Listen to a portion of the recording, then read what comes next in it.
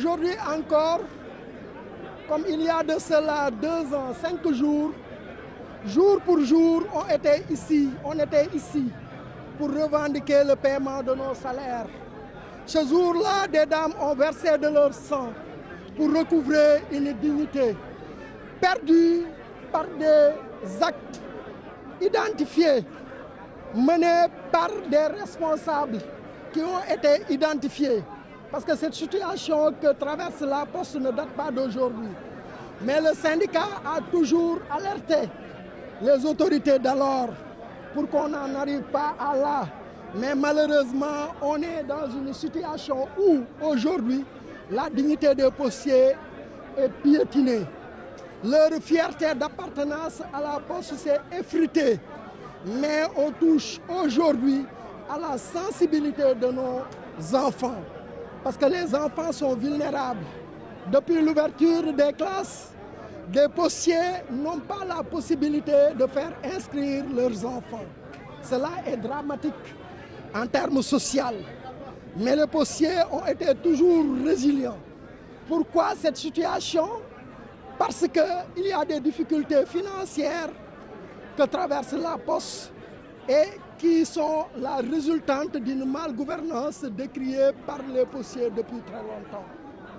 Mais qu'est-ce qu'on a remarqué aujourd'hui? Il y a des fonctionnaires dans les allées du ministère des Finances qui aujourd'hui regardent les postiers du haut avec mépris et procèdent à des arbitrages qui ne tiennent pas compte des difficultés que traverse la Poste. Pourtant, certains de ces fonctionnaires étaient là au moment où les travailleurs de la Poste alertaient et dénonçaient le carnage financier dont il a fait l'objet. Aujourd'hui, s'ils veulent nous mépriser, qu'ils sachent que les postiers ne sont pas méprisables. À ces nouvelles autorités, nous savons pertinemment qu'ils ne sont pas responsables de la situation de la Poste, mais ils ont la responsabilité de trouver des solutions urgentes à ces problèmes-là.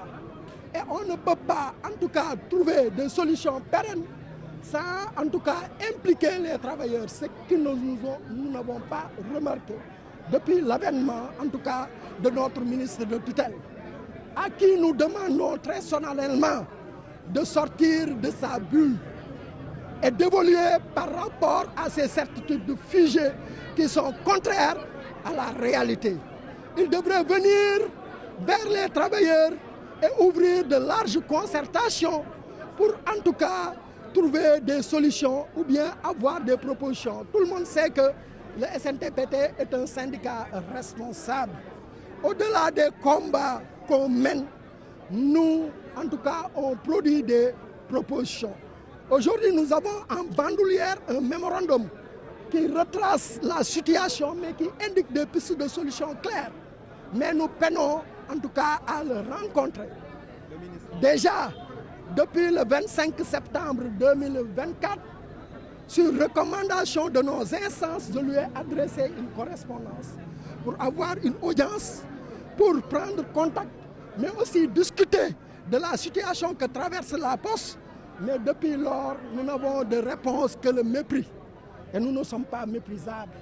C'est pourquoi nous l'invitons à évoluer dans ces certitudes-là, mais aussi à prendre en compte vraiment les propositions des travailleurs. Rien ne peut se faire de manière durable.